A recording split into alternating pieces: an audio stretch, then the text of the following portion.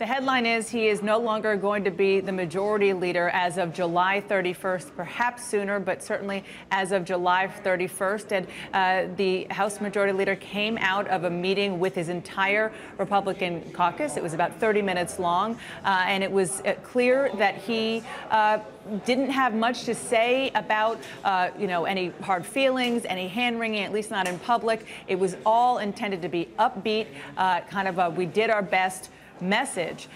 The question I wanted to know, and many people wanted to know, is why did he think this happened? Why was he and everybody else so blindsided? Listen to what happened.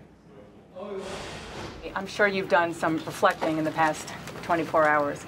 Do you think that maybe you spent too much time here with your job as leader, tending to your rank and file and not tending enough to your constituents back home? I was in my district every week. So, there's a balance between holding a leadership position and serving constituents at home, but never was there a day did I not put the constituents of the 7th District of Virginia first, and I will continue to do so.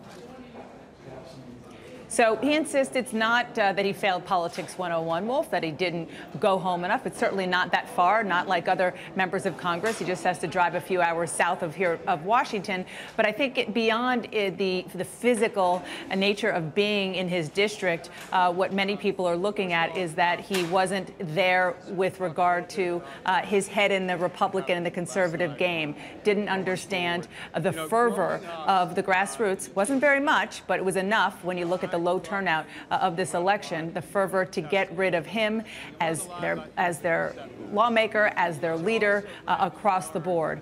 The other thing, that is a big question here is how much he thinks that there's going to be, or anybody thinks that there's going to be real gridlock, because there are, and I've talked to them, Wolf, rank and file members who say, you know what, if he's going to get toppled from the right by compromising, I'm going to do it too. He tried to calm everybody, saying, there still is room for compromise. It is kind of ironic when you talk to Democrats and they think that he was the person who really held the Speaker, the leadership back in many cases from compromising.